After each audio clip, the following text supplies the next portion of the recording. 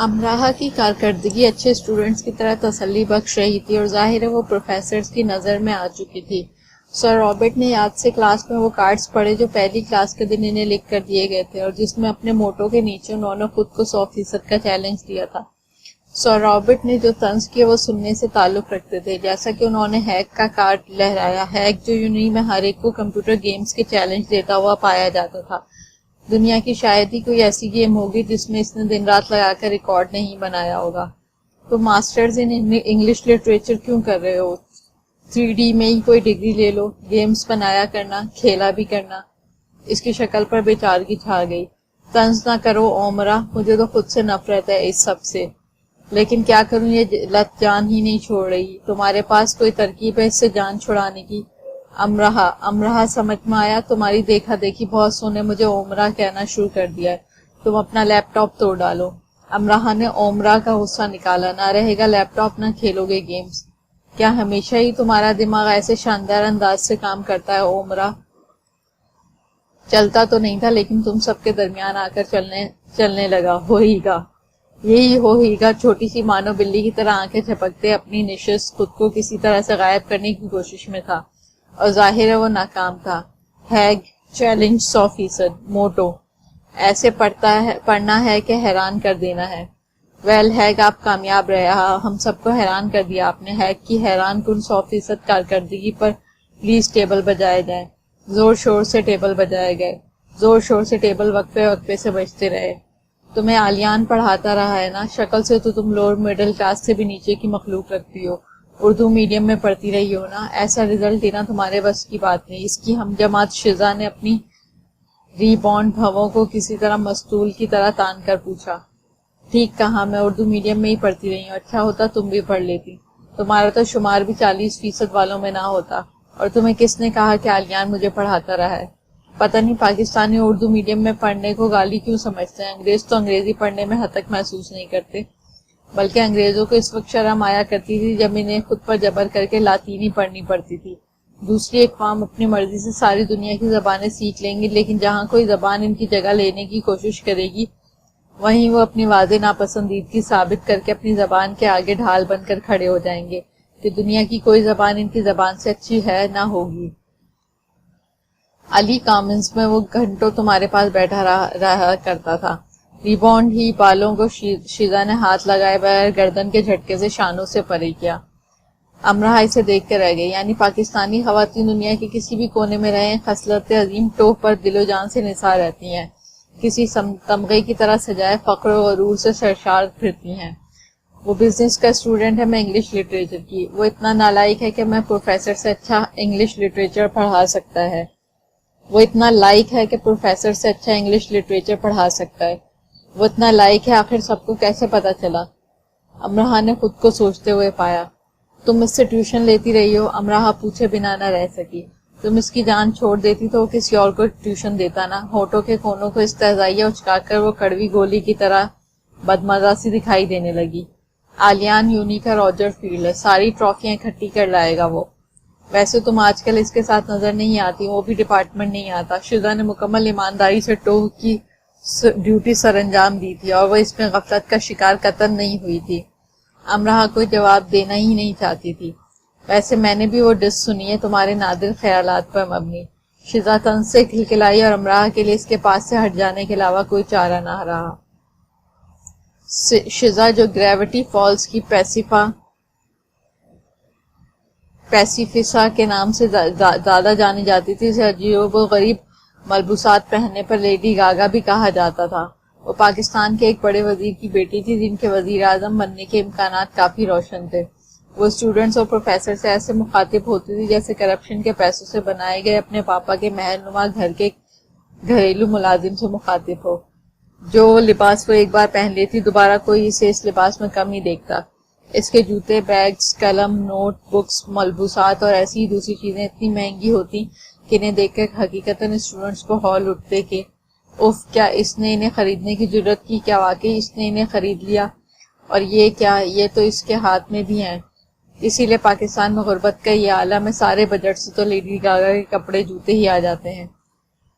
German جویل نے بڑی جرأت سے اس کے منہ پہ کہہ دیا تھا، اور اس لیڈی گاگا نے پاک افواج کے ذخیرے میں موجود سارے بارود کو آنکھوں میں بھر کر اسے گھورا، اور بس ایسے ویسوں کے منہ لگنا اس کی شان کے خلاف تھا۔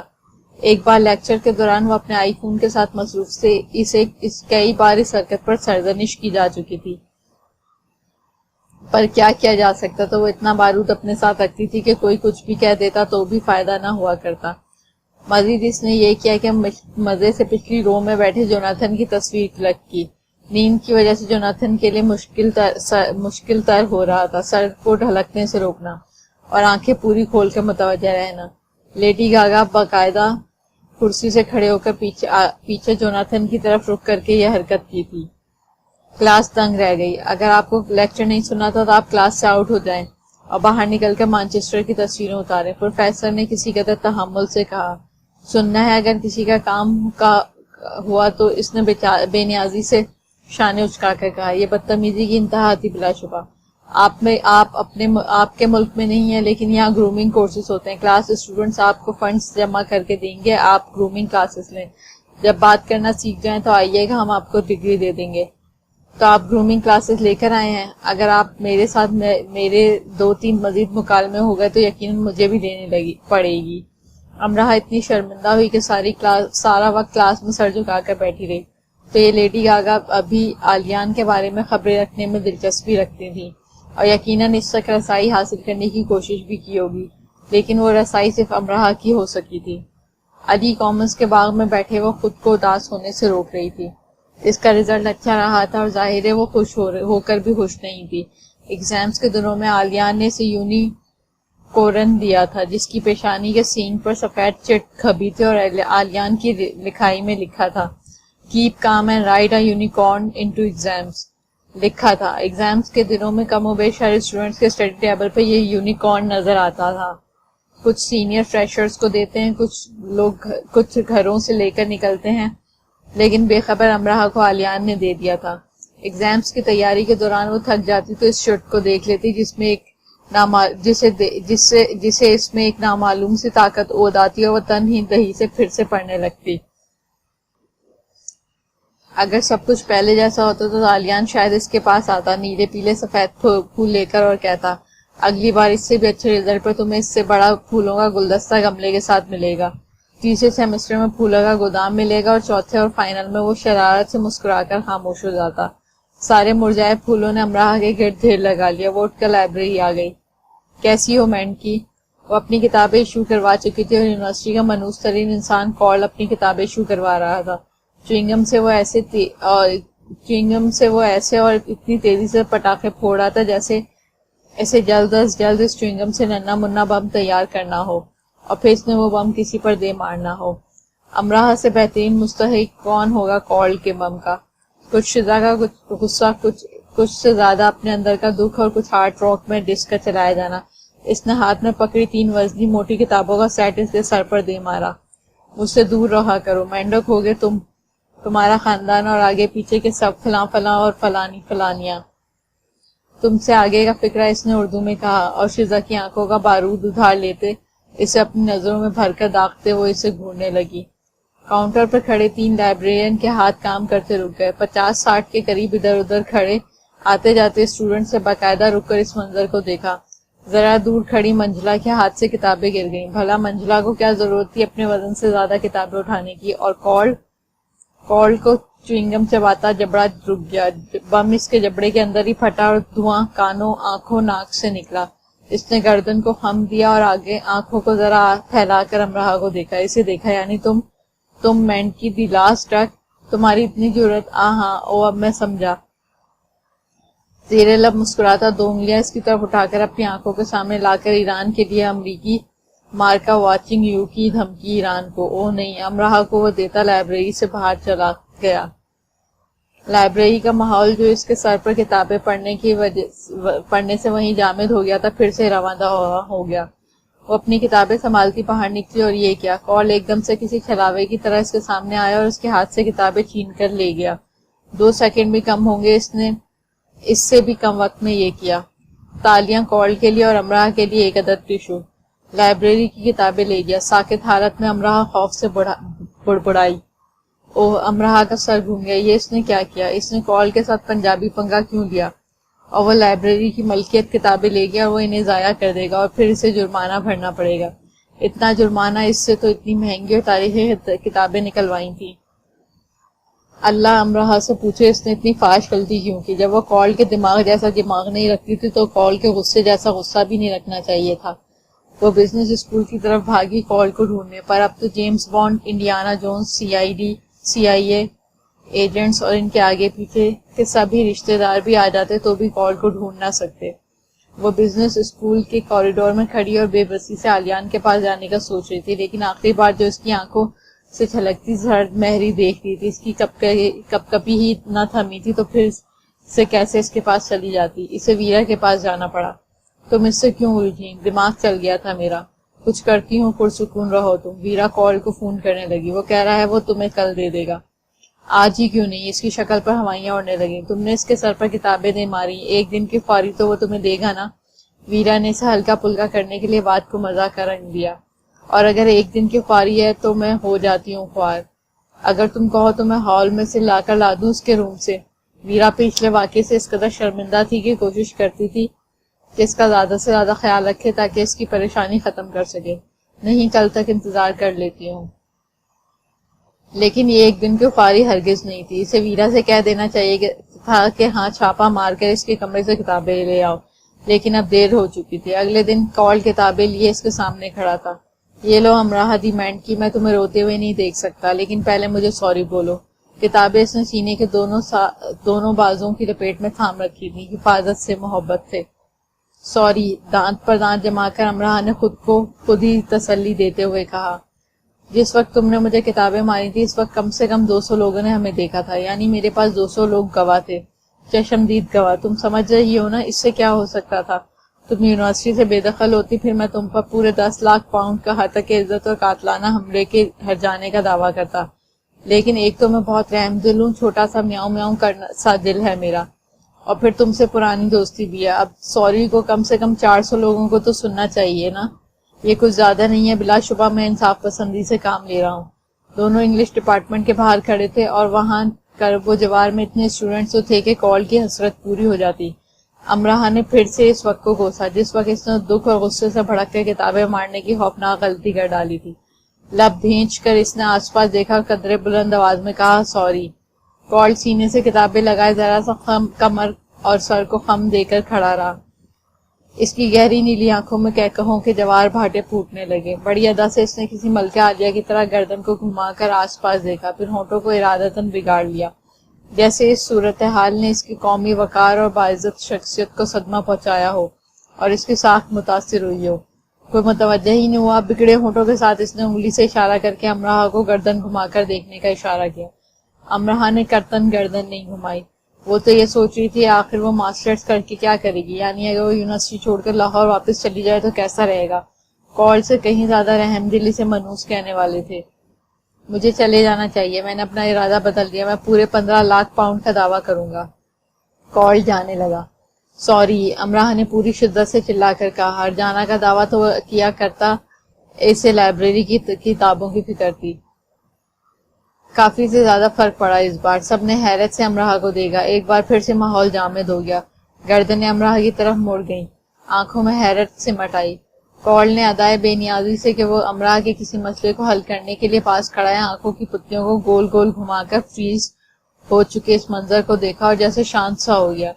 یہ کچھ بہتر رہا ہے. اس سے ایک بات اور بھی ثابت ہوئی کہ رونے کے علاوہ بھی تم بہت کچھ کر سکتی ہو، یعنی کمال کر سکتی. یہ لو اپنی کتابیں. میں ہنٹ دیتا تو نہیں ہوں لیکن تمہیں دے رہا ہوں، پھر ملتے ہیں. وہ انگلیوں سے وچانگ یو کا اشارہ کرتا وہ آلیان کی طرح ہوا میں اچھل کر پیروں کی تالی بجاتا غائب ہو گیا، اور امراہ کا جی چاہا کہ واپس کتابیں اس کے سر پر دے مارتی رہے. آخر کار اسے یونیورسٹی سے نکال دیا جائے. ساری کتابیں تیزدار بلیڈ سے کاٹی ہوئی تھیں. صفحات درمیان سے 2 حصوں میں کاٹ دیے گئے تھے. وہ کبھی بھی یہ ثابت نہیں کر سکتی تھی یہ کال نے کیا ہے. اسے اپنی محنت کی کمائی سے جمع کیے گئے پاؤنڈز میں سے بھاری جرمانہ ادا کرنا پڑا. کال زمین پر موجود سب سے زیادہ منحوس انسان.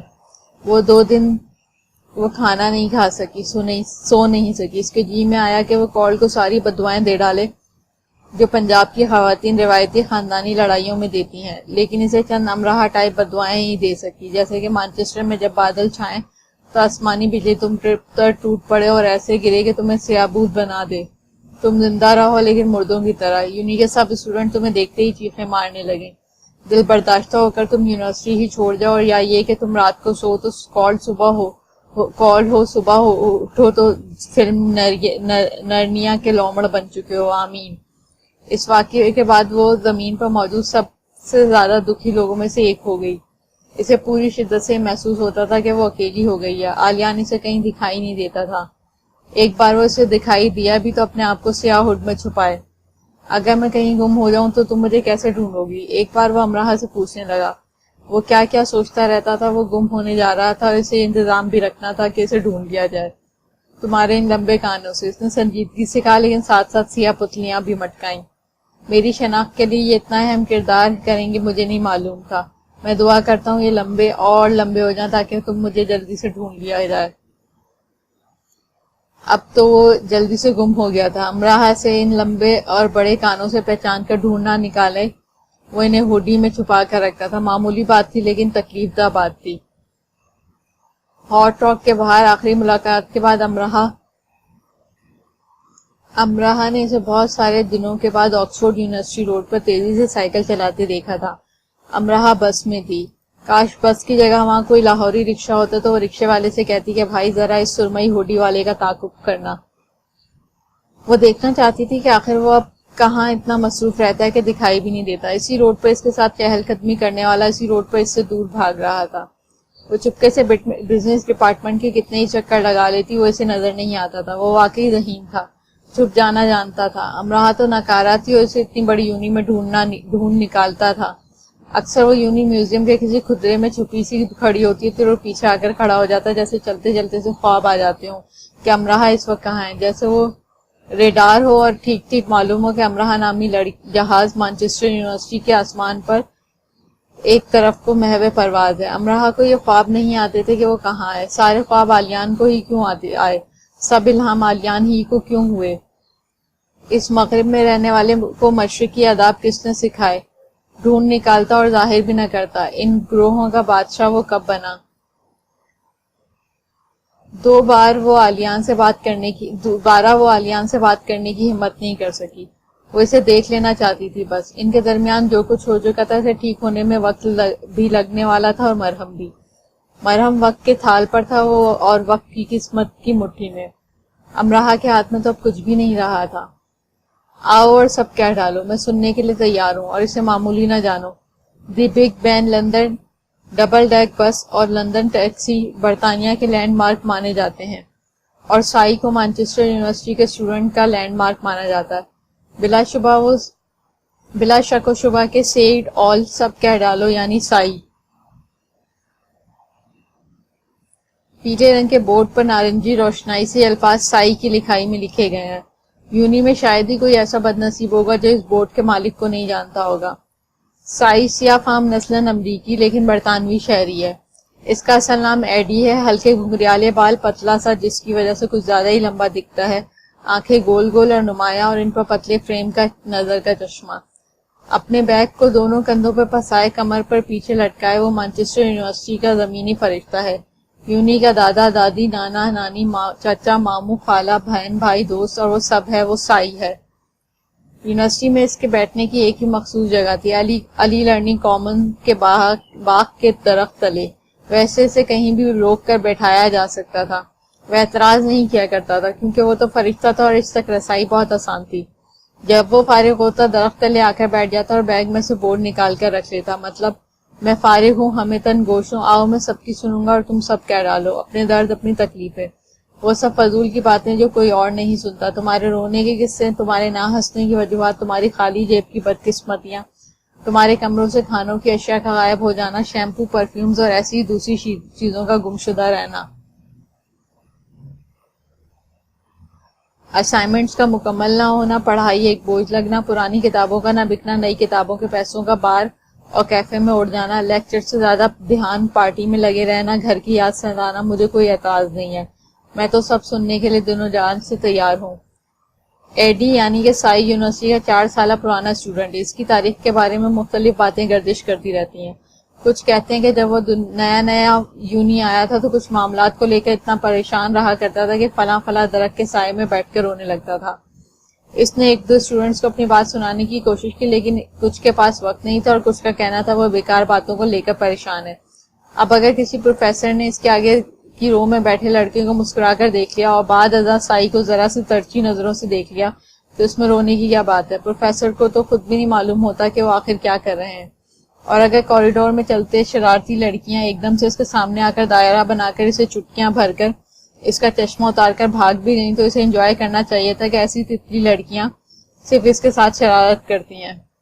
مزید یونی میں چلتے پھرتے اسے کوئی پین کی باریک نپ چبو دیتا ہے اور متواتر ایسا کر رہا ہے تو ایسی کوئی خاص بات نہیں، وہ بھی ایک پین خرید لے باریک نپ کا، بلکہ پین ہی کیوں، ایک چھوٹا سا خنجر، او ہو، ورنہ وہ اپنے پھل کاٹنے والی چھری بیگ میں رکھ کر لے آئے۔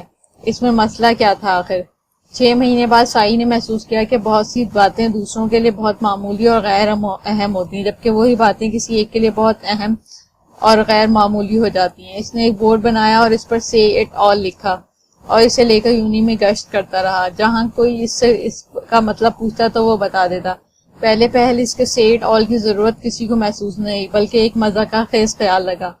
ظاہر ہے اپنی باتیں اپنے دوستوں سے شیئر کرتے ہیں، ورنہ خوف سے کسی سے بھی نہیں کرتے۔ ویسے دوستوں کے ساتھ شیئر کرنے سے ہی وہ BBC نیوز کی طرح سارے میں نشر ہو جاتی ہیں، تو ایک انجان انسان کے ساتھ شیئر کرنے کا رسک کوئی کیوں کر لے گا؟ بلکہ نتیجے کے طور پہ ان کا حال کیا ہوگا؟ نہ ختم ہونے والی لڑائیاں اور تاریخی عظیم اسٹوڈنٹ اسکینڈلز کے نہ ختم ہونے والے سلسلے کا آغاز، یعنی انجام یہی سب نہ، لیکن آہستہ آہستہ لڑکیاں اس کے پاس آنے لگے، لڑکیاں اس کے پاس آنے لگے، خاص کر وہ جن کی نئی کسی دوست سے لڑائی ہوئی ہوتی یا پروفیسر نے دبے لفظوں میں کلاس میں ان کی بے عزتی کر دی ہوتی۔ کچھ صرف اسے لطیفے سنانے کے لیے آتے، وہ لطیفے جو بعد ازاں انہوں نے کلاس میں کریک کرنے ہوتے تھے کہ کلاس ہنسے گی یہ بھی یا نہیں، کچھ گروپس کی صورت آتے۔ سائی دیکھو ہم میں سے کون میں سب سے زیادہ کیوٹ لگتا ہے؟ سائی انگلی اٹھاتا اور ایک کی طرف اشارہ کر دیتا، یعنی تم پانچوں کیوٹ ہو۔ زیادہ تر اس کے پاس لڑکیاں آتی۔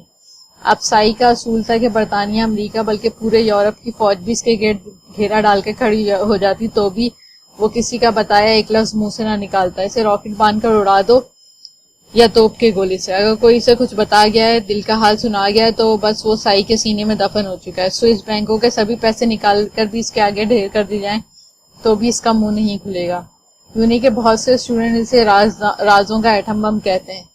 صرف اس کی ایک زبان کھل جاتی تو وہ برباد ہو جاتا ہے۔ اب کوئی لائبریری کی کتابیں چرا بیٹھا ہے، جیسے لائبریری سے کسی نے کتابیں ایشو کروائیں اور باغ میں بیٹھے یا کینٹین میں کافی چائے پیتے وہ ذرا سی دیر کو اپنی کتابوں سے غافل ہو گیا تو یہ کتاب چور بہن بھائی صاحب یا بہن جی اس غافل اسٹوڈنٹ کو سبق سکھانے کے لیے فوراً سے غائب ہو جاتے کہ آئندہ ایسی غفلت نہ برتنا، تمہیں سبق سکھانے کے لیے میں کتابیں ساتھ لے جاتا ہوں۔ اور جب ایسا سکراتی سبق سکھانے والے کا ضمیر اسے سونے نہیں دیتا یا اسے پولیس سائرن کی آوازیں سنائی دیتی تو وہ سائی کے پاس آتا ہے اور کہتا ہے، میں نے کتابیں چرا لی، مجھے پیسوں کی ضرورت تھی سائی، پچھلی 2 ہفتے سے میں پرنٹ نیٹ ورک نہیں گیا، کوئی فلم نہیں دیکھی، کرسچن کی پارٹی میں وہی پرانی شرٹ پہن کر جاتا کیا، میں نے اس کے لیے گفٹ بھی نہیں لیا، گفٹ میں نے اسے دینا بھی نہیں تھا تو کون سا دیتی ہے؟ گفٹ نہ بھی دینا ہو تو پیسے تو چاہیے ہوتے ہیں نا سائی، جب میں امیر آدمی بن جاؤں گا تو پوری 1 لاکھ کتابیں لائبریری کو چندے میں دوں گا، چلو یہ 2 لاکھ، میرا خیال ہے 4 لاکھ، ٹھیک ہے، یونی کی لائبریری بھی تو اتنی بڑی ہے۔ اگلا آتا، میں کل رات نشے میں تھا، میں نے ٹیکسی ڈرائیور کو غصہ مارا، وہ بیچارہ کوئی غریب افریقی تھا، مجھے میرے کمرے کے بیڈ تک لٹا گیا، وہ ٹھیک سے دروازہ بند کر گیا، اس نے میری جیبیں بھی نہیں ٹٹولی، میں اسے ڈھونڈ رہا ہوں، وہ جلدی مجھے مل جائے گا، میں اسے معاف کر دوں گا، نہیں یعنی میں اس سے معافی مانگ لوں گا، مجھے کل رات نیند نہیں آئی، دعا کرنا آج آ جائے، میں زمین پر سو رہا ہوں، بیڈ پر افریقی ڈرائیور سوتا ہے، ہاں آج کل اس کا بھوت ہر وقت میرے ساتھ رہتا ہے، وہ مجھے کچھ کہتا نہیں ہے پھر بھی مجھے اس سے بہت ڈر لگتا ہے۔ کوئی اور آتا، لیزا میری گرل فرینڈ ہے لیکن مجھے اب اس کے دوست ویوی آن اچھے لگنے لگی ہے، میں کیا کروں سائی، لیزا بھی اچھی ہے اور ویوی بھی اچھی ہے، میں بھی اچھا ہوں، ہم سب اچھے ہیں، پھر میں کیا کروں سائی، تو اب اگر سائی اگر جا کر لیزا کو بتا دے کہ پیاری دوست اور ننھی بولی بھالی لڑکی تمہارا بوائے فرینڈ تمہاری دوست بیوی کو ہالیڈے ان میں 2 بار ڈنر کے لیے لے جا چکا ہے، ہاں انہی پیسوں سے جو اس نے گلے میں سوزش کے علاج کا بہانہ کر کے تم سے لیے تھے، تو لیزا کو اتنی سی بات بتا دینے پر کیا چھوٹا سا کترینہ طوفان لا ڈپارٹمنٹ کی دیواروں سے نہیں ٹکرائے گا؟ پھر سائی لائبریری اسٹاف کے پاس جاتا اور کہتا یونیورسٹی اسٹوڈنٹس کی کتابیں چرانے والوں میں سے ایک یہ رین بھی ہے، اسے پکڑو، اسے جرمانہ کرو، بلکہ یونی سے باہر ہی کر دو۔ اور یہ بریڈ ڈینیل یہ ہر رات نشے میں دھت ہو کر کسی نہ کسی کو مار آتا ہے۔ ایک رات وہ دیوار پہ بنے کارٹون کو دیر تک مارتا رہا، اگر ریسٹورنٹ کی دیوار ٹوٹ جاتی تو ریسٹورنٹ انتظامیہ یونی پر ہٹ جانے کا دعویٰ کر دیتی، پیسوں کے لیے نہیں شہرت کے لیے۔ تو برائے مہربانی اس محمد علی قلعے کو سنبھال لیں۔ یعنی یہ ایک سائی کی وجہ سے آدھی یونیورسٹی جرمانہ بھرتی یا یونی خالی کرتی، لیکن وہ سائی تھا، سنتا تھا، بتاتا نہیں تھا۔ ہاں تو زیادہ تر اس کے پاس لڑکیاں آتی، جو لڑکی سائی کے پاس بیٹھی نظر آتی اس کے بوائے فرینڈ کو بہت تشویش ہوتی، یا اس کے دوستوں کا۔ اگر وہ ساتھ ٹشو سے آنکھیں بھی رگڑ رہی ہوتی تو بس پھر خیر نہ ہوتی، اور سائی بڑی شفقت سے اس ننھی منی چڑیا کے آنسو ٹشو سے صاف کر رہا ہوتا۔ سائی میں نے اتنا مہنگا ڈریس لیا، 2 گھنٹے لگا کر میک اپ کیا، تیار ہوئی، بالوں کو بھی کر لیا، اور اس نے کہا کاش تھوڑے سے ہی صحیح پر تمہارے دانت صاف ہوتے۔ جب تم چھوٹی تھی تمہارے ماما پاپا تمہارے دانتوں پہ لگا کیڑا کیوں نہیں دیکھتے تھے؟ اتنی غافل ماما ہے تمہاری۔ سائی سے صرف میرے دانت نظر آ رہے تھے، گلابی میک اپ سے سجی میری آنکھیں نہیں، میں تو ہنس بھی نہیں رہی تھی، بول بھی کم رہی تھی، پھر بھی اس کی ماما میرے دانتوں کو گھور رہی تھی۔ پھر کہنے لگی میں تمہارے دانتوں کا کینسر تو نہیں ہے؟ بیٹھے بٹھائے انہوں نے مجھے دانتوں کا کینسر کروا دیا۔ پھر اس کا بھائی آیا جس کے آتے ہی گھر بدبو سے بھر گیا۔ وہ مجھے دیکھتا رہا، اور جانتے اس نے مجھے کیا کہا؟ میرا ایک دوست ہے ڈینٹسٹ، اس نے دانتوں کے پیچیدہ ترین کیس نپٹائے، وہ تمہارے لیے بھی ضرور کچھ کر دے گا، اگرچہ میں اسے ناکام ہوتے دیکھ رہا ہوں۔ پھر وہ منہ کھول کر ہنسنے لگا اور بدبو سے میرا دم گھٹنے لگا۔ پہلے وہ اپنی بدبو کا علاج کیوں نہیں کروا لیتا؟ سائی ایسی محبت کا فائدہ کہ آپ اس کے سامنے اس لیے کم بولیں کہ وہ پھر سے آپ کے دانتوں کو لے کر بیٹھ جائے گا۔ وہ ہر ملاقات میں میرے دانتوں کا ذکر ضرور کرتا ہے۔ کیوں کرتا ہے وہ ایسا؟ میں اسے چھوڑ رہی ہوں سائی، میں بہت روں گی، یہ روز روز رونے سے اچھا ہے۔ سو کرنے، آنسو بہانے اور صاف کرنے کا وقفہ۔ جب میں کیمسٹری کا نوبل انعام لے رہی ہوں گی تو اپنے بدبودار بھائی کے ساتھ بیٹھے مجھے ٹی وی پر براہ راست دیکھتے اسے دکھ ضرور ہوگا، لیکن اس وقت کچھ نہیں ہو سکے گا۔ میری زندگی میں مارک زیکبرگ آ چکا ہوگا، اور میں اپنا نوبل انعام اسی کے نام کر دوں گی۔ ہاں ٹھیک ہے، میں یہی کروں گی۔ یونی میں تو یہ سب چلتا ہی رہتا تھا۔ سنا تھا اینسلم ہال جہاں وہ رہتا تھا اکثر رات گئے سے اٹھایا جاتا اور کمرے میں کہیں رکھا اس کا سیٹ آل بورڈ اٹھا کر ڈھونڈ ڈھانڈ کے اس کے پاس رکھا جاتا، اور پھر اس پر اپنی فرسٹریشن نکالی جاتی اور وہ بیڈ گراؤنڈ سے ٹیک لگا کر یا زمین پر اسٹوڈنٹ کے ساتھ ہی بیٹھ جاتا اور رو رو کر سنایا جانے والا حال سنتا۔ مجھے گھر جانا ہے سائی، میری ماں کیا کھانا بناتی ہے، یہاں کے کھانوں میں بالکل مزہ نہیں ہے، میری تائی کے ہاتھوں میں تو بالکل ذائقہ نہیں ہے۔ ہفتے میں ایک بار ان کے گھر جاتا ہوں، سارے ہفتے کا بچا ہوا کھانا مجھے کھلا دیتی ہیں۔ پاپا کہتے ہیں تجھے زہر کیوں نہ کھلا دے، ہفتہ وار تو ان کے گھر ہی رہے گا۔ پاپا جی نہیں، مجھے صرف اپنی ماں کے پاس جانا ہے۔ جالندھر کے رہائشی پرتاپ سنگھ کو رونا بڑا اچھا آتا تھا، بیچارہ سائی بھی رونے لگتا تھا۔ یونی میں سب اتنے اچھے اچھے کپڑے پہن کر آتے ہیں، میں ہی غریب کیوں ہوں سائی؟ میرے پاس صرف ایک ارمانی کی جینس ہے، میں کب تک اسے پہنوں؟ میرا آئی فون پرانا ہو چکا ہے، 6 مہینے سے میں نے پرانا ہیئر اسٹائل اپنا رکھا ہے، مجھے لگنے لگا ہے میں 17ویں صدی کا کوئی جوکر ہوں جسے دیکھ کر بچے ہنستے بھی نہیں۔ آرٹ اسکول کا چارلی۔ میں پاستا بنا کر رکھ گیا، آیا تو پلیٹ غائب، کمرہ لاک تھا سائی، میں قسم کھا سکتا ہوں کمرہ لاک تھا۔ یہ 5ویں بار ہوا ہے کہ میرا پاستا غائب ہوا ہے۔ سنا ہے اوک ہاؤس میں جن ون کا سایہ ہے، وہ پوجا بتا رہی تھی کہ کمرے میں ایک لڑکا ٹھنڈ سے مر گیا اور وہ بھی بھوکا تھا۔ سائی میں کیسے پتا کروں کہ اس کمرے میں بھوک سے مرا یا ٹھنڈ سے؟ کیا میرے کمرے میں کوئی مجھے کچھ بتاتا ہی نہیں؟ بس انتظامیہ کے پاس گیا تو اس نے بڑے ٹھنڈے لیکن جلے ہوئے انداز میں کہا کہ وہ شاید ٹھنڈ اور بھوک سے نہ مرا ہو، لیکن تم یقیناً خوف سے مرنے والے ہو۔ چلو میں تمہارا کمرہ نوٹ کر لیتا ہوں۔ وجے پنڈت، کمرہ نمبر 302، اوک ہاؤس۔ بیچارہ خوف اور خدشات کے باعث کمرے میں مردہ پایا گیا۔ اس بھوک سے بچنے کے لیے اپنی ذمہ داری پہ کمرہ لیا۔ شکریہ 2014، شکریہ۔ میں نے اپنی وارڈروب دیکھی تو مجھے معلوم ہوا کہ میرے نئے جوتے جو ماما نے میری سالگرہ پر مجھے دیے تھے اور جنہیں میں نے ایک بھی بار استعمال نہیں کیا تھا، وہ تو کوئی 10 بار پہن کر وہاں رکھ چکا ہے. اس سائی میں کس قدر لاپرواہ ہوں میں. اب روز اپنے جوتے کیوں چیک نہ کیے. میں کمرہ لاک کرنا کیسے بھول گیا آخر. لیکن سائی آخر کبھی ہم کمرہ لاک کرنا بھول ہی جاتے ہیں نا ہم سبھی. تو مانچسٹر یونی میں جو 12 لڑکے لڑکیوں کے گروپ کو دوست رکھتے تھے یا صرف ایک کو, سائی کی ضرورت کبھی نہ کبھی سب کو پڑتی تھی. ایک سننے والا کان سب کو چاہیے ہوتا ہے. پروفیسر تک اس کے پاس پائے جاتے. سائی سے بات کرنے کے صرف چند ہی طریقے تھے. آپ صرف بولیں, وہ صرف سنیں. زیادہ تر یہی کرتے. آپ بولیں ساتھ وہ بھی بولے, آپ کی اجازت ہو تو.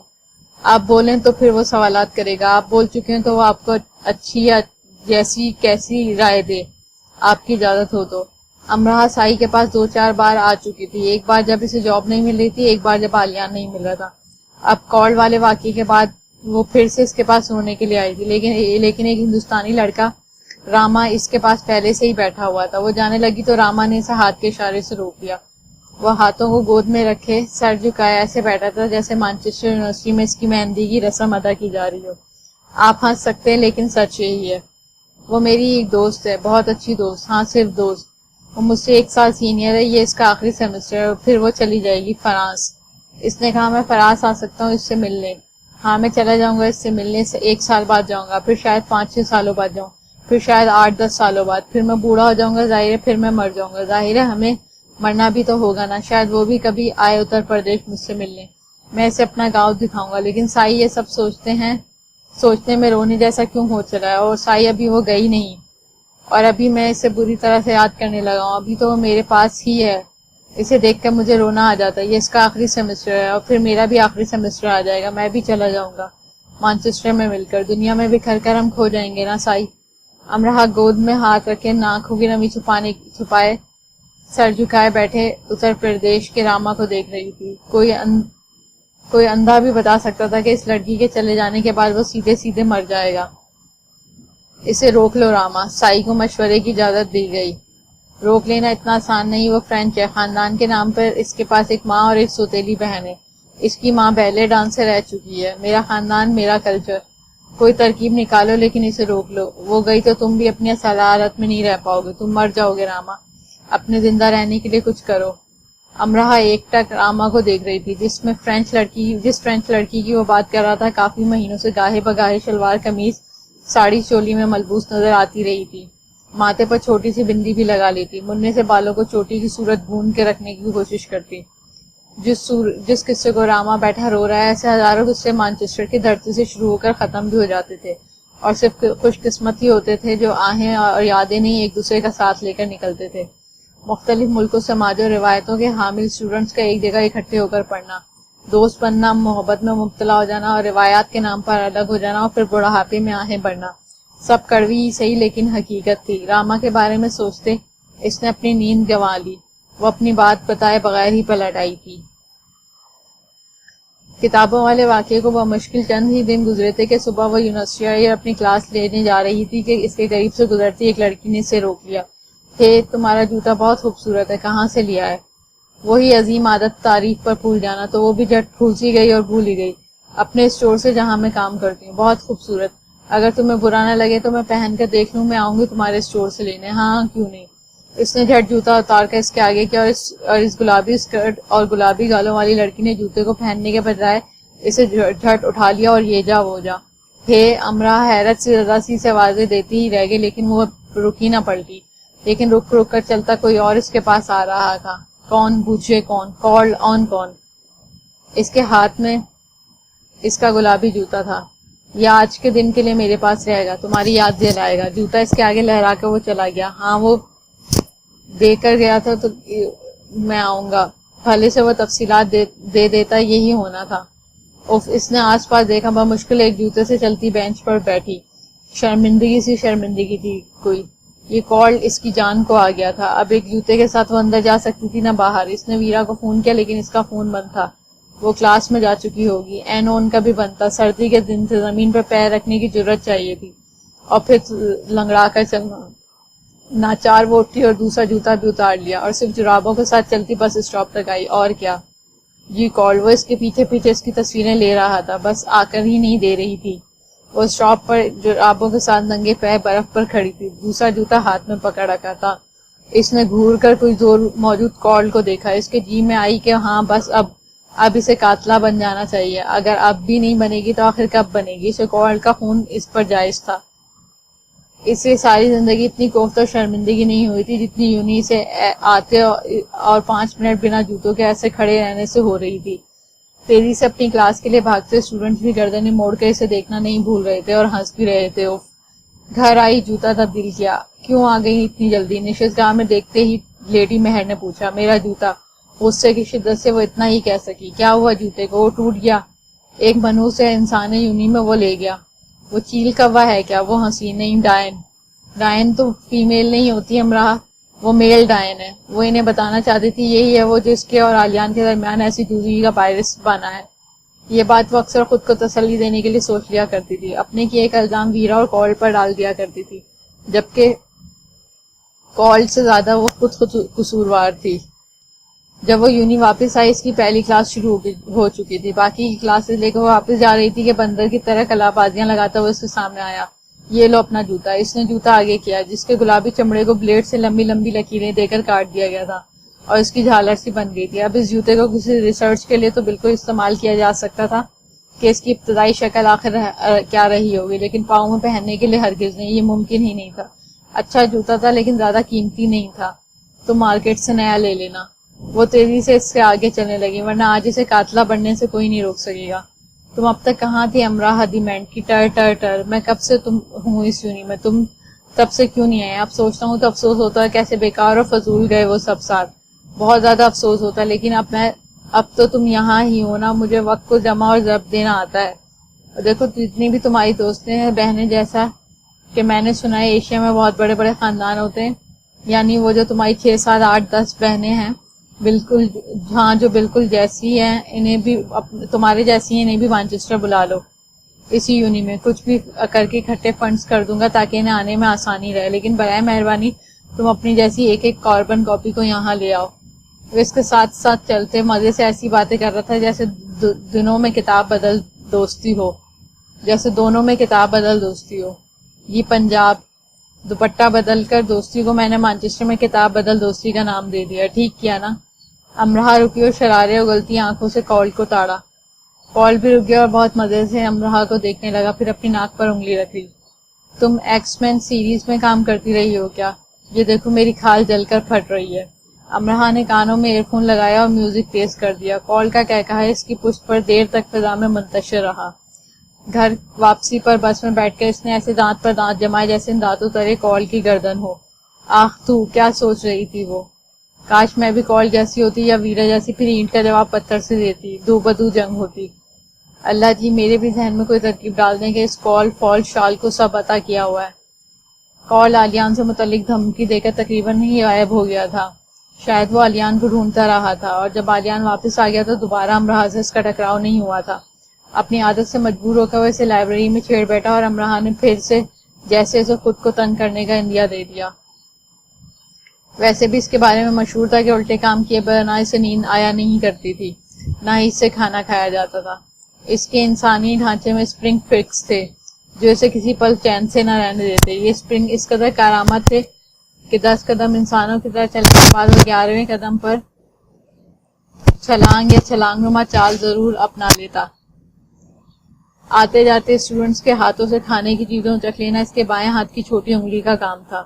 یعنی دونوں ہاتھوں سے برگر پکڑے منہ کھولے کھانے والا ایک بڑی سی مزیدار سی بائٹ لینے کے چکروں میں ہے، اور جب کترتا ہے تو اسے معلوم ہوتا ہے کہ برگر تو ہاتھ میں رہا ہی نہیں. عینی شاہدین برگر کی شکار کی طرف دیکھ کر ہنس کر دیکھتے ہیں اور اشارے سے بتاتے ہیں کال. اب برگر شکار کال کو وہ مشکل ڈھونڈتا ہے، اس کے پاس جاتا ہے، اسے شرم دلاتا ہے تو الٹا کال اسے انتظامیہ کے پاس جانے کی دھمکی دیتا ہے کہ آخر ایک بزنس اسٹوڈنٹ پر ایسا گھٹیا الزام کیسے لگایا جا سکتا ہے؟ آخر کیسے؟ رات کو ویرا آئی اور اپنی ہنسی دباتی. یہ کیا ہے؟ اس نے موبائل اس کے آگے کیا. وہاں اس کی بس اسٹاپ پر ننگے پیروں کھڑی تصویر تھی اور عنوان بھی کچھ ایسے تھے: مانچسٹر میں 100 سالہ سردی کا ریکارڈ ٹوٹنے پر دور جدید کی نیلسن مینڈیلی کا ننگے پیروں احتجاج. ویرا کارپٹ پر بیٹھے اخوان بلی کی طرح لوٹ پوٹ ہو رہی تھی. ہنسی کی زیادتی کی وجہ سے اس سے بات بھی نہیں کی جا رہی تھی. تھپڑ کھانے کے بعد وہ آج وہ اس کے کمرے میں آئی تھی اور ایسے لوٹ پوٹ ہو رہی تھی. امراء ویرا کو دیکھ رہی تھی. شاید واقعی آہستہ آہستہ سب ٹھیک ہو جائے. کال پھر سے پہلے جیسا کال بن گیا تو آلیان بھی پہلے جیسا ہی ہو جائے گا. امرہا موبائل ہاتھ میں لے کر بیٹھ گئی اور بس بیٹھی ہی رہی. کال نے آدھی یونیورسٹی کو اپنے فیس بک اکاؤنٹ میں اس کی تصویر پر ٹیگ کر دیا تھا. امرہا میں اتنی ہمت نہیں تھی کہ وہ آدھی یونی کے خیالات اس نادر و نایاب تصویر کے نیچے پڑتی. اپنی مضحکہ خیز تصویر دیکھ کر اس کی آنکھوں میں مرچیں سی بھر گئی تھی. اسے رونا بھی آ رہا تھا اور ویرا کو دیکھ دیکھ کر ہنسی بھی. ویرا پاگل ہوئی جا رہی تھی. زندگی سے بھرپور غبارے چھوڑ رہی اور پھوڑ رہی تھی. چینی پلیٹ کے بعد اسے امرہا مسکرا کر نہیں دیکھ سکی تھی. اسے یقین تھا کہ اب وہ تعمر نہیں ہنس سکے گی، لیکن ویرا کی ہنسی جیسے اشارے دے رہی تھی کہ سب ٹھیک ہو جائے گا پیاری، ایک نہ ایک دن آخر سب ٹھیک ہی ہو جاتا ہے. تم جانتی ہو مانچسٹر نے تمہیں کیا تحفہ دیا؟ اپنی ہنسی کی چھکڑ ریل کو بمشکل روک کر وہ بول پائی. کال. تمہیں کال سے نوازا گیا ہے، خوش قسمت ہو تم. کھلی کھڑکی سے آتی ٹھنڈی ہوا نے امرہا کو اپنی موجودگی کا احساس دلایا. ہاں اب یہ ہوا نرم لگی، سرگوشیاں کرتی اس کے دل کو تھوڑا تھوڑا سا قرار آیا. سکون کی ایک لہر اٹھی. مانچسٹر یونیورسٹی میں تعلیمی دورانیے سے متعلق جو ڈیزائنز ہم لکھ رہے ہیں نا امرا، وہ سب ایک طرف ہوں گی، لیکن جو تمہاری اسٹوڈنٹ ڈائری میں رقم ہوں گی نا، وہ نوبل پرائز وننگ ہوں گی. تم اپنے پوتیوں کو ہنسا ہنسا کر مار ڈالو گی. اس طرح کی یادوں سے تم مالا مال ہو چکی ہو. کتنی خوش قسمت ہونا تم. مکنا کی تیز کی طرح اپنی طرف کھینچتی ہو کہ آؤ مجھے ستاؤ رلاؤ. ہنستے ہنستے ویرا کو پھندا لگ گیا تو امرہا نے جھک کر اس کی کمر میں زوردار گھوسا مارا. ویرا منہ کھول کر حیرت سے اسے دیکھنے لگی کہ کیوں مارا، وہ بھی اتنی زور سے. کچھ تمہاری ڈائری میں بھی لکھا جانا چاہیے تھا نا. میں تمہارے پوتیوں کو بور ہوتے نہیں دیکھ سکتی، امرہا نے معصومیت سے کہا. ویرا نے اس کے بال مٹھیوں میں بھر لیے، اس کے سر کو جھٹکے دینے لگی. یہی کام امرہا نے کیا. دونوں کارپٹ پر لوٹ پوٹ گتم گتا ہو گئی. میرے پوتیاں بور نہیں ہوں گے. میں نے تمہارے قصے سنا ہنسا ہنسا کر خوش گفتار گرینڈ مدر ہونے کا خطاب حاصل کر لوں گی. وہ ہر وقت میرے ساتھ چپکے رہا کریں گے کہ گرینڈ ماں پلیز امرہا دی لاسٹ تک کی باتیں بتائیں نا، جو لاہور والوں کو چھوڑ کر مانچسٹر والوں کو ستانے آئی تھی. میں بھی انہیں تمہارے قصے سنایا کروں گی. جنجر بال، فکر نہ کرو. مانچسٹر کے راج ہنس، تم نے مسکرانا کم کر دیا یا کفایت کر رہی ہو؟ دادا پوچھ رہے تھے. بہت بار پوچھ چکے تھے. تھک جاتی ہوں، بہت مشکل ہو گئی ہے زندگی. کیا مشکل ہے؟ بہت کچھ مشکل ہو گیا. وہ دادا کو بتا نہ سکی کہ کیا مشکل ہے. اگر مجھے نہیں بتا سکتی تو سائی تو ہے نا. آپ سائی سے پہلے ہیں میرے لیے دادا. پھر بھی کچھ رشتے کتنے بھی قریبی ہوں، ان سے سب کچھ نہیں کہا جا سکتا. دادا ٹھیک کہہ رہے تھے. آلیان کی بات کو لے کر وہ سائی کے پاس ہی گئی تھی. تمہاری اماں اور دادی دانیہ کی شادی کرنا چاہتے ہیں، لیکن تمہارے ماموں نہیں مان رہے. کہتے ہیں شادی بہت دھوم دھام سے ہوگی، ابھی تم لوگوں کے حالات ٹھیک نہیں ہیں. یہ کیا بات کی انہوں نے دادا؟ یہی تو میں نے کہا تھا تمہاری اماں سے پوچھو کہ اپنے بھائی سے ہم کیا بھوکے مر رہے ہیں. آہستہ آہستہ سب ٹھیک ہو رہا ہے. واجد کا اسٹور ٹھیک ہو رہا ہے. وہ تمہارے دیے ہوئے قرض کو جمع کر رہا ہے. خاندان کی ایک تقریب میں اس نے کسی سے کہہ دیا تھا کہ وہ شادی میں فضول خرچی نہیں کرے گا. تمہارے ماموں کو اس بات کی خبر ہو گئی. بابا کیا کہتے ہیں دادا؟ واجد کا کہنا ہے اس کے پاس ضائع کرنے کے لیے فضول پیسے ہیں ہی نہیں. پہلے کی بات اور تھی، اب جو کچھ جمع تھا وہ سب کاروبار میں لگ گیا. واجد نے برا وقت دیکھا ہے، کسی نے اس برے وقت میں اس کا ساتھ نہیں دیا. خاندان میں سے کسی نے قرض کے نام پر چند ہزار بھی نہیں دیے. واجد بہت بددل سا ہو گیا ہے. سب سے مشکل ہے یہ منگنی رہے. واجد نے تو دانیہ سے یہ تک کہہ دیا ہے کہ وہ پڑھنے کے لیے تمہارے پاس چلی جائے. ہوتی رہے گی شادی 2 سال میں. امرہا واجد کہہ رہا تھا کہ اس کا وہی سکہ اس کے کام آیا جسے اس نے اور اس کے خاندان والوں نے کھوٹا سمجھ دیا تھا. بہت یاد کرتا ہے تمہیں، بار بار میرے پاس آتا ہے، کہتا ہے تمہارے ساتھ بہت زیادتی ہوتی رہی. امرہا کی آنکھیں نم ہو گئیں. تو بابا کو احساس ہو گیا. دانیہ کیا کہتی ہے دادا؟ صاف کہہ دیا ہے اس نے کہ مر جاؤں گی، کسی دوسرے ملک نہیں جاؤں گی. وہاں پڑھوں گی بھی، کام بھی کروں. کیا ضرورت ہے اتنے وبال پڑھنے کی؟ مجھے کون سے کسی منسٹر بننا ہے کسی ملک کا؟ یا فون پر لگی رہتی ہے یا سوتی رہتی ہے. اتنی آرام دہ زندگی چھوڑنے کی اسے کیا ضرورت ہے بھلا؟ آرام دہ زندگی تو امرہا کی تھی. زندگی کام، روح کام ہے. صرف کام، چلتے رہنا، حرکت میں رہنا، علم کے کام میں مصروف، عمل کے کام میں مصروف. اتنی سی زندگی میں انسان کے پاس اتنا وقت ہی کہاں ہے کہ ضائع کر سکے سو کر، رو کر یا موج مستی میں. یہ زندگی انسان کی بھلائی کے کام کے لیے عطا کی گئی ہے، خیر اکٹھا کرنے کے لیے. اسے کھیل تماشے کی نظر نہیں کیا جا سکتا. شفاف میٹھا پانی بھی ٹھہر جائے تو بدبو دینے لگتا ہے، کیچڑ میں بدل جاتا ہے. انسان خود کو کیوں کر ٹھہرا کر برباد کر سکتا ہے؟ کائنات کی ہر شے ہمیں وقت حرکت میں ہے اور حرکت تا قیامت ہے. انسان ساکن ہو کر گناہ کبیرہ کا مرتکب کیسے ہو سکتا ہے؟ یہ تو انسانی رتبے کے منافی ہے، سراسر منافی. ہنستی رہا کرو امراح، تمہاری خاموشیاں اتنی گہری کیوں ہوتی جا رہی؟ دادا کو بس اس کی ہی فکر تھی. امراح نے دادا کو بہت ہنس کر دکھایا. ٹھیک اسی وقت کال اس کے قریب سے استحزائیہ ہنس کر گزرا. اس کا انداز ایسا تھا جیسے کہہ رہا ہو بہت ہنسی آ رہی ہے، ابھی تمہاری ہنسی غائب کرتا ہوں، مسئلہ ہی کوئی نہیں. امراح کو جیسے آگ ہی لگ گئی. دادا کو اس نے خداحافظ کہا اور سائی کے پاس آئی. جوتے والے قصے کے بعد اس نے لاکھ ذہن لڑایا لیکن کال کو مزہ چکھانے کی کوئی ایک ترکیب بھی نہیں سوچ سکی. مجھے مشورہ دو. سائی کو ساری بات سنا کر اس نے مشورہ مانگا. تھوڑا بہت بدلہ تو جم سے بھی لیا جا سکتا ہے. سائی ہنسنے لگا. ہنستے ہوئے تم بالکل میرے دادا جی جیسے لگتے ہو. کیا تمہارے دادا میرے جیسے جوان ہیں یا میں ان جتنا بوڑھا ہوں؟ ہنستے ہوئے تم ان جیسے معصوم اور سادہ لگتے ہو. مسکرا کر کہا، پھر ہونٹ سکوڑے. وہ سائی کے مشورے کے بارے میں سوچ رہی تھی. آخر اسے جم کا خیال کیوں نہیں آیا؟ گو اینٹ کا جواب پتھر تو ہرگز نہیں تھا، لیکن اینٹ کا جواب کچھ تو تھا، وہ بھی صرف 5 پاؤنڈ میں. امراح جم کے پاس جائے پہلے ہمیں اس کی تاریخ تک جانا چاہیے. تو جم کی تاریخ کچھ یوں ہے کہ وہ اکثر کلاس میں اونگتا ہوا پایا جاتا تھا. پوری یونی میں وہ اکیلا تو نہیں تھا جو یہ کرتا تھا. کم و بیش یونی کا ایک اسٹوڈنٹ اپنے پورے تعلیمی سال میں 40 سے 50 بار اس عظیم سہانے سے ضرور گزرا. کچھ اس سہانے سے زیادہ گزرتے، کچھ کم، لیکن فیضیاب سبھی ہوتے. کچھ کلاس میں اونگتے پائے جاتے، کچھ ہر جگہ اور بہت سے کسی بھی جگہ. مطلب کسی بھی جگہ سمجھ جائیں بس. آپ بس میں بیٹھے ہیں، آنکھ کھلی، او میں تو بہت آگے آ گیا. جلدی سے بس بدلی، بس چلی، آنکھ پھر سے لگی، اف میں تو بہت پیچھے آ گیا. پہلا لیکچر گیا اور جولی کافی لینے گئی ہے. جولی واپس نہیں آئی. جولی کے کافی مگ بعد جو بعد ازاں ایک ہوش مند رحم دل اسٹوڈنٹ نے صرف اس خیال سے اٹھا لیے کہ کافی ٹھنڈی ہو کر بیکار ہو جائے گی، اور جولی کو سوتے سے اٹھا دینا تو بالکل بھی مناسب نہیں ہے. بیچاری سوئی تو رہی ہے نا، سوتے ہوئے کتنی پیاری لگ رہی ہے. خیر جولی کینٹین کاؤنٹر پر سر رکھ کے اونگ رہی ہے اور کاؤنٹر مین اس پہ پانی کے چھینٹے بھی مار چکا ہے، لیکن جولی بدستور اونگ رہی ہے. کاؤنٹر کی طرف آتے کسی مہربان نے اس کے کھلے منہ کی تصویر لے کر دا ٹیپ بھیج دی ہے. یعنی یونی کے باغوں میں، درختوں تلے، کلاس کے دوران، کوریڈور میں، باتھ روم میں، واش رومز میں، ٹیوبس، بار، کیفے، ریسٹورنٹ، لائبریری میں، تو خاص کر کینٹین میں تو ضرور ہی.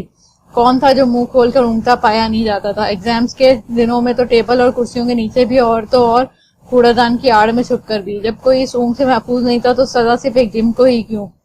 اور وہ تھا بھی دوسری قسم والوں میں سے. پہلی قسم آنکھ بند کر کے قدرتی اونگ لینے والی. دوسری قسم کی آنکھ کھول کر خود پر جبر کر کے غیر قدرتی اونگ لینے والی. دوسری قسم میں وہ لوگ شامل ہیں جو اپنے تعلیمی ریکارڈ کو بہتر بنانے کے لیے ایک اچھے اسٹوڈنٹ کا خطاب پانے کے لیے آنکھیں میچ کر نہیں کھول کر سوتے ہیں. جی ہاں، ایسا ممکن ہے. مارٹن لائبریری سے کتابیں ایشو کروا رہا ہے. برائے مہربانی ذرا جلدی کریں اور مجھے ایشو کر دیں. ہاتھ کو لیب کتابوں پر رکھتے ہوئے، یہ میرا ہاتھ ہے لائبریرین. اوہ میں مذاق کر رہا تھا. آنکھیں مسل کر، یہ رہی میری 3 کتابیں، انہیں ایشو کر دیں. معذرت کے ساتھ، یہ لائبریری کی ملکیت ہے، ہم اپنے زیر استعمال کمپیوٹر اور دیگر مشین ایشو نہیں کر سکتے. آپ کو صرف کتابیں ایشو کی جا سکتی ہیں. او آپ سمجھے نہیں، میں آپ کو ہنسانا چاہ رہا تھا. مزید سختی سے آنکھیں مسلتے ہوئے، ویل تمہارے جیسے 2-3 پہلے ہی مجھے بہت ہنسا گئے، مجھ میں مزید سکت نہیں رہی ہنسنے کی. اب یہ کام تم اپنے پروفیسر اور یونی ڈین کے ساتھ جا کر کرو. آپ برا مان گئے، میرا مقصد تو محض تفریح تھا. میں اس طرف دائیں رخ کھڑا ہوں اور میرے کافی مگ پر سے ہاتھ ہٹا لو، یہ بھی ایشو نہیں ہوگا. اب جیکب لائبریری آیا. مجھے میری مطلوبہ کتابیں نہیں مل رہی ہیں. ملیں گی بھی کیسے؟ ہم کتابیں کینٹین میں نہیں رکھتے. ڈین کا آرڈر نہیں ہے نا. اور اب زونی کینٹین گئی ہے. ایک ونیلا کوک. نہیں، میرا خیال ہے مجھے کریم کافی لے لینی چاہیے. ایک کریم کافی. ٹھیک ہے، کتابوں کی الماری میں ڈھونڈو. 2 ونیلا کوک اور ایک کریم کافی میرے لیے بھی. اور جانسن اپنے دوست کی کمر میں زوردار گھونسا مار کر کہتا ہے، تم نے مجھ سے 20 پاؤنڈ لیے تھے، میرے مرنے کے بعد واپس کرنے کا ارادہ ہے؟ نہیں، ایگزام میں تمہارے پیپرز چیک کرنے کے بعد. پروفیسر ولیام کی آواز گونجتی ہے. کوریڈور جو پروفیسر کو گھونسا پڑنے پر ساکت سا ہو گیا ہے، فلک شگاف کہکہوں سے گونج اٹھتا ہے. اور بیچارے جانسن کا اب کیا ہوگا؟ خدا پوچھے اس نیند سے. تو ہمارا جم ان دوسری قسم والوں میں سے تھا. بیچارہ اس پروفیسر کا ماننا تھا وہ رات بھر آوارہ گردی کرتا اور پھر ان کی کلاس میں ایسے اونگتا جیسے اس کا لیکچر اس قابل ہی نہیں کہ اسے سنا جائے. یہ تو سراسر بے عزتی ہوئی نا. جبکہ جم جاب کرتا تھا اور رات گئے تک پڑھتا تھا. آوارہ گردی کرنا تو اس کے پاس وقت ہی نہیں تھا. ایسے میں بیچارہ کبھی کبھار کلاس میں اونگنے لگ جاتا تھا. اس معاملے کو لے کر دونوں کے درمیان سرد جنگ شروع ہو گئے. اب وہ مکمل ہوش و حواس میں بھی ہے تو پروفیسر اسے ایسے دیکھتے ہیں جیسے کہتے ہوں ہاں اونگ لو جم چوزے, میں لوری ہی تو سنا رہا ہوں, چلو دیر نہ کرو اونگ لو. اس خاموش سرد طنزیہ جنگ سے تنگ آ کے ایک دن جم باقاعدہ خراٹے لے کر اونگنے لگا. اسے جھنجھوڑنے کے بعد پروفیسر پارکر نے اسے جن نظروں سے دیکھا اس کا جی چاہا کہ گریجویشن کرنے کے بعد خواب کو آگ لگ گیا اور گھر چلا جائے, لیکن اس نے ہمت کی اور اپنے پروفیسر کے درمیان کی سرد جنگ کو ختم کرنا چاہا, لیکن فائدہ نہ ہوا. پھر اس نے ایک عملی صورت اختیار کی کہ پروفیسر کو سمجھا سکے کہ ایسی طنزیہ اور سرد جنگ ایک اسٹوڈنٹ کے ساتھ روا رکھنے سے کتنی تکلیف ہوتی ہے. اس نے پورے 5 دن پروفیسر کو دیکھنے میں گزار دیے. پروفیسر پارکر کوریڈور سے گزر رہے ہیں, اپنی کلاس لینے جا رہے ہیں. جم ایک ہاتھ کا فاصلہ رکھے ان کے ساتھ چلتے انہیں اس افریقی قبائلی کی طرح دیکھا ہے جو یورپ کی گوری میموں کو دیکھ کر منہ بند کرنا اور آنکھیں جھپکنا بھول جاتا ہے. جم مکمل سنجیدہ ہے. جم خاموش گھور رہا ہے. واٹ, پروفیسر پارکر چلا کر پوچھ رہے ہیں. نو جواب, بس گھورنا, مسلسل گھورنا. پروفیسر کلاس سے باہر آ رہے ہیں. جم ساتھ ساتھ گھورتا جانا. گردن کا ایک زاویہ ایک سا جیسے شکنجے میں کس دیا گیا ہو. اینڈ پروفیسر کے سامنے منہ کے سمت, نہ ادھر نہ ادھر. پروفیسر اپنے آفس میں بند, آفس کے باہر جم کھڑا ہے. پروفیسر اگلی کلاس کے لیے آفس سے باہر, جم ساتھ خاموشی سے استقامت سے. پروفیسر جلدی سے گاڑی میں بیٹھ کے گاڑی بھگا لے گئے ہیں. اگلے دن پارکنگ میں جم پھر سے موجود ہے. گردن کا ٹھیک وہی زاویہ, نہ کم نہ زیادہ, بالکل زومبی کی طرح. پروفیسر پارکر کا انتظامیہ سے رابطہ کیا. انتظامیہ نے جم سے, وہ میرے پروفیسر ہیں, مجھے ان سے پیار ہے, میں انہیں دیکھ سکتا ہوں, یہ قابل اعتراض بات یا جرم نہیں ہے. واقعی یہ جرم نہیں ہے. انتظامیہ ٹھنڈا سانس بھر کر رہ گئی. پروفیسر نے 2 دن کی چھٹی لی. تیسرے دن آئے جم پھر سے پارکنگ میں سے ان کے ساتھ. کیا چاہتے ہو تم مجھ سے؟ پروفیسر پارکر کے اعصاب جواب دے چکے تھے. جم خاموش, گھورنا جاری ان کے ساتھ ساتھ, سائے کی طرح. خدا ایسی کڑی آزمائش سے بچائے. دنوں میں پروفیسر پارکر اور جم یونی میں مشہور ہو گئے. مختلف ڈپارٹمنٹ سے اسٹوڈنٹس آ رہے ہیں اور یہ تماشا دیکھ رہے ہیں, تصویریں لے رہے ہیں, ویڈیو بنا رہے ہیں, گروپ کی صورت سے زیر بحث لا کر کہے لگا رہے ہیں. لیکن جم خاموش ہے, سنجیدہ, اور اپنے کام کے ساتھ پورا انصاف کر رہا ہے. تو کوئی ہفتے بعد جم نے پروفیسر پارکر کی جان چھوڑ دی. ظاہر ہے آپ سمجھ ہی گئے ہوں گے کہ اس کے بعد پروفیسر نے کلاس میں یہ معلوم کرنے کی قطعاً کوشش نہیں کی ہوگی کہ آخر یہ خراٹوں کی آواز کہاں سے آ رہی ہے. نیا جم اور پروفیسر پارکر کا واقعہ ہوا تھا تو ایک لڑکا جم کے پاس آیا اور اسے 5 پاؤنڈ دیے. جو پروفیسر کے ساتھ کیا ہے وہی فرینڈ آف اسٹیون کے ساتھ بھی کر دو. جم نے 5 پاؤنڈ رکھے اور ایک دن کے لیے اسٹیون کے دوست کے پیچھے بھی زومبی بن کر لگ گیا. آہستہ آہستہ جم کی خدمات دوسرے اسٹوڈنٹ نے بھی حاصل کرنی شروع کر دی تو جم نے اپنے کچھ اصول وضع کر لیے. اب جب کام کرنا ہی تھا تو ذرا طریقے سے کرنا چاہیے تھا نا. ایک دن کے لیے یونی کے صرف 5 پاؤنڈ, بس ٹیوب سے شکار کے پیچھے رہائش گاہ تک کے 10 پاؤنڈ, درمیان میں 2 گھنٹے کا بریک, رات اور 24 گھنٹے کے 20 پاؤنڈ. یعنی شکار کے پیچھے جم بازاروں, گلیوں, ریسٹورنٹ, شاپنگ سینٹر تک جائے گا, صرف ایک ہاتھ کا فاصلہ رکھ کر. زومبی اسٹائل میں گردن کو ایک ہی زاویے پر اکڑائے. جم از گھورنگ. زیادہ تر صرف یونی کا ہی پیکج لیتے, بہت کم دوسرا 20 پاؤنڈ کا پیکج بھی لے لیتے. جم کے فن کے دوسرے رہنما اصول. اسے رشوت نہیں دی جا سکتی, بے شک شکار اسے اپنا کریڈٹ کارڈ پکڑا دے یا 8000 پاؤنڈ ہاتھ سے دے دے. شکار کا کوئی قصور ہونا ضروری ہے, معصوم لوگوں کو وہ تنگ نہیں کرے گا. بعد ازاں ثابت ہو گیا کہ شکار معصوم تھا تو اسے 5 پاؤنڈ دینے والے کے ساتھ بھی وہ یہی سب مفت کرے گا. تو جب جم ڈیوٹی دیتا تو یونی میں کہے بلند ہوتے. جم از آن ہز ورک, جم اپنے کام پر. مشن از اے بیلا, ڈپارٹمنٹ بیالوجی, عمر 20 سال, انتہائی تیز تراک, بدتمیز, نمک مرچ لڑکی. قصور اپنی کلاس فیلوز روزلین کے لمبے قد پر بھپتیاں کسنا, اسے مسز ایفل ٹاور کے نام سے ڈپارٹمنٹ مشہور کر دینا. ہاتھ میں 5 پاؤنڈ لے کر امراہ جم کے پاس آئی. کال بزنس ڈپارٹمنٹ, بدتمیز, انتہائی بدتمیز, میرے ہاتھ سے کتابیں چھین کر لے گیا, پھر انہیں ضائع کر دیا. مجھے بھاری جرمانہ ادا کرنا پڑا, پھر میرا جوتا کاٹ دیا. پورے 150 پاؤنڈ کا تھا میرا جوتا. 150 پاؤنڈ کے لفظ پر جم نے اسے بڑے غور سے دیکھا کہ ہیں اتنے پیسے خرچ کر لیتی ہو, ہارٹ فیل تو نہیں ہوتا تمہارا؟ امراہ نے جوتے کی قیمت حسب زنانہ عادت بڑھا چڑھا کر بتائی تھی, ورنہ وہ دور دور تک اتنے کا نہیں تھا. اتنے کا ہوتا تو امراہ کی پہنچ سے ہی دور رہتا. جم نے سر ہلا دیا. یعنی ہاں, ویسے امراہ کا دل 20 پاؤنڈ پیکج لینے کو چاہ رہا تھا, پر کال پر وہ اتنے پیسے لگانا نہیں چاہتی تھی. تو جم از آن ہز ورک. اپنی 2 کلاسز لینے کے بعد امراہ کا دل کال کا حال دیکھنے کے لیے چاہا. وہ اس کے ڈپارٹمنٹ آئی تو اسے معلوم ہوا کہ اسے آرٹ اسکول کی طرف جاتے دیکھا گیا. کال کا آرٹ اسکول میں کیا کام، یعنی جم بھی وہیں ہوگا. وہ جب وہ اسکول آرٹ اسکول میں داخل ہوئی تو کوریڈور میں سے 3 لوگ نظر آئے، کال، جم اور آنا جم کی منگیتر ہے. وہ کال تھا.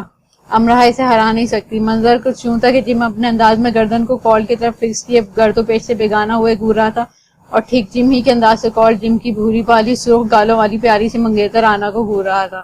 اب جہاں جہاں آنا وہاں کال اور ساتھ ساتھ جم. آتے جاتے سب اس ڈرامے کو دیکھ رہے تھے، بلکہ جا تو کوئی نہیں تھا. پلٹ پلٹ کے واپس آ رہے تھے دیکھنے کے اس براہ راست شو کا اینڈ کیا ہوتا ہے. آنا خون خوار نظروں سے جم کو گھور رہی تھی، ساتھ اسے کھری کھری سنا رہی تھی، بلکہ اسے دھمکی دے رہی تھی. میں نے کہا جم بند کرو اپنی فضول حرکت ابھی. جم کوئی رد عمل نہیں. جم اگر تم نے ابھی اس کے ساتھ یہ سب فضولیات نہیں چھوڑی تو میں بہت برا کر گزروں گی تمہارے ساتھ. جم، آنا چلائی. جم ہنوز اپنے کام میں مصروف. غصے اور شرمندگی سے آنا کے گال اور کان سرخ ہو گئے. اس نے آس پاس نظر دوڑائی، انہیں سبھی دیکھ رہے تھے. جم کال کے پیچھے تھا تو بدلے کے طور پر کال جم کی منگیتر کے پیچھے. آنا نے غصے سے ابلتے ہوئے جم کے ہاتھ پر پورا زور لگا کر چٹکی پڑی، پر مجال ہے جو جم نے سی بھی کی ہو. کہاں ملتے ہیں آج کل ایسے جان فشانی سے کام کرنے والے. یعنی تم میری بات نہیں مانو گے. اب آنا بیچاری کی آواز بھیگ رہی تھی. امراہ کی قسمت ہی خراب تھی، اور کیا ضرورت تھی جم کو یونی میں اپنی منگیتر کو رکھنے کی. اس طرح بزنس تو نہیں ہوتے نا. اس کے 5 پاؤنڈ ضائع ہو گئے تھے. کال کو کیا کوفت ہوتی، الٹا جم کو کوفت کا شکار ہو رہا ہوگا اندر ہی اندر. اب 5 پاؤنڈ کے لیے وہ اپنی سویٹ ہارٹ کو ناراض تو نہیں کرے گا یقیناً. اور پھر کوریڈور میں موجود اسٹوڈنٹس نے دیکھا کہ 15-20 منٹ تک جم کو بے نقص سنانے اور نم آنکھیں رگڑنے کے بعد بھی جم کے انہماک میں فرق نہ آیا، اور مکمل توجہ اور ایمانداری سے ڈیوٹی کرتا رہا. تو آرٹ اسکول کی سب سے خوبصورت لڑکی آنا نے انگلی سے انگوٹھی اتار کر جم کی جیب میں ٹھونس دی. پاپا ٹھیک کہتے تھے، تم انسان کے نام پر ایک بنمانا سو، اس سے زیادہ کچھ نہیں. سو سو کرتی آنا چلی گئی. یہ سب توقع کر رہے تھے کہ آنا جم کو ایک تھپڑ سے نوازے گی، لیکن اسے تو بنمانا ثابت کر کے ہی چھوڑ گئی تھی. امراہ بھی دور سے دیکھ سکتی تھی کہ کال زیر لب ہنسا ہے. امراہ پاؤں پٹکتی وہاں سے چلی آئی، کیونکہ جم آخرکار سو کرتی آنا کے پیچھے بھاگ کھڑا ہوا تھا. اگر دادی یہ منظر دیکھ لیتی تو جم اور آنا کے پاس جاتی اور کہتی، بس بیٹا جم، مل گیا سبق. اب اس امراہ سے دور آنا. کہو تو میں تمہیں اس کی ہسٹری شیٹ سنا دوں. اب کوئی فائدہ نہیں. تمہارے ساتھ جو ہونا تھا وہ ہو چکا، اور کافی برا ہو چکا. کال پاگلوں کی طرح ہنس رہا تھا. اس کا بس نہیں چل رہا تھا مانچسٹر یونی کو انگلی پر فٹ بال کی طرح گول گول گھما کر اپنی فتح کا واضح اعلان کرے اور کہے کہ کون ہے جو مجھے زچ کر سکے. اگر کوئی ہے تو وہ آئے اور اپنی صحیح کر دیکھے.